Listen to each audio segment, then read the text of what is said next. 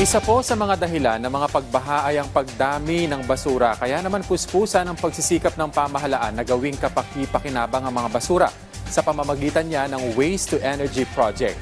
At para ipaliwanag kung paano ito isasagawa at ano ang pakinabang dito ng mga Pilipino, makakausap natin sa linya ng telepono si Retired General Nicolas Torre III, ang General Manager ng MMDA. Magandang gabi, GM Torre. Kenneth Pasyente po ng PTV.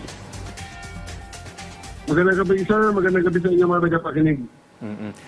GM, unahin ko na po, ano po ba itong Waste to Energy Program at paano magiging enerhiya ang dating mga basura?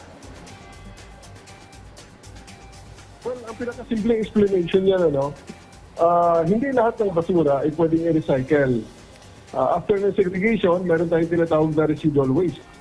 So, waste to energy, instead na ito ay itatambak sa landfill, ito ay pwedeng gamitin sa gamitan ng teknolohiya para makalikha ng init, electricity, fuel, at iba pang energy kung gusto natin.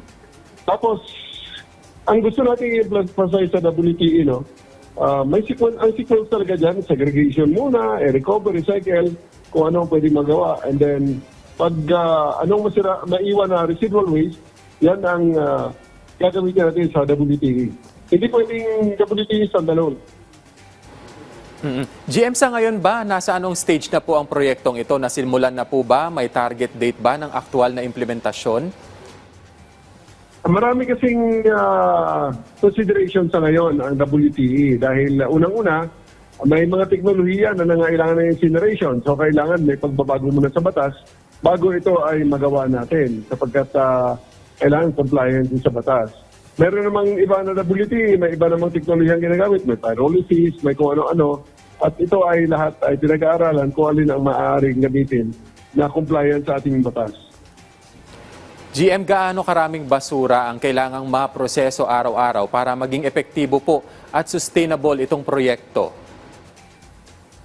Itong sa Metro Manila kasi ang araw-araw natin ay nag-hover sa 10 tonelada araw-araw ang basura na na-produce natin. So, after ng segregation, after ng recycling, after ng recovery, at matitira yung mga pwede natin gamitin sa ating WTE, ina-expect natin na mga kalahati or less than kalahati ay magagamit natin sa WTE so that will give us around mga 5,000 tons ng basura araw-araw. GM, gaano karami po ang basura sa Metro Manila at ilang porsyento nito ang posibleng pakinabangan para makalikha ng enerhiya? Yun nga ang araw-araw natin na output ng basura ay nasa 10,000 tons at ang ating after ng segregation and everything, pwede siguro dyan na-estimate natin mga 5,000.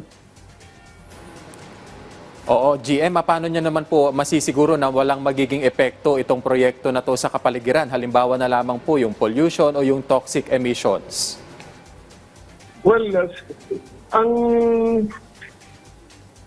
WTE, may iba-ibang mga teknolohiya na ginagamit yan. So, gusto natin siguraduhin na pag ano man ang maaprubahan at mapili natin teknolohiya, dapat ito ay compliant sa ating mga batas.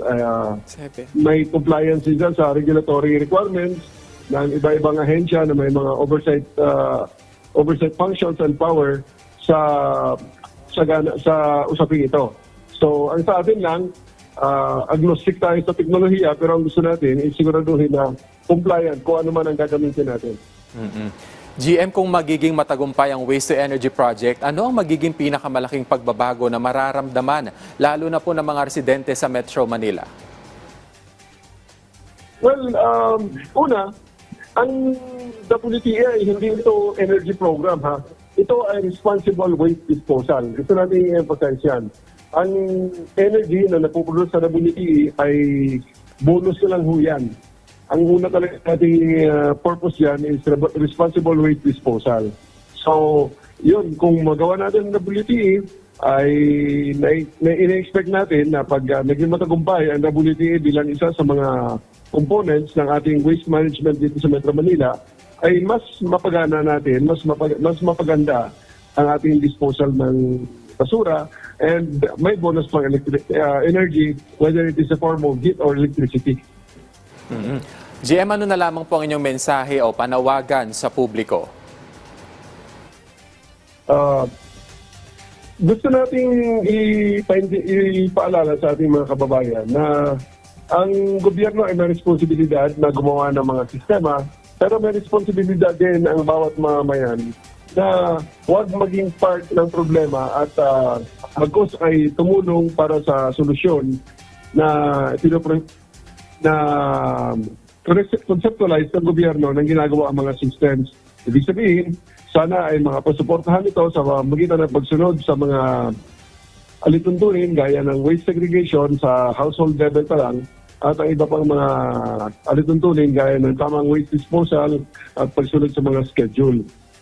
Hindi natin kayang linisan ang Metro Manila kung pagkatapos nating linisan ng kanal ay may magtatapon naman uli.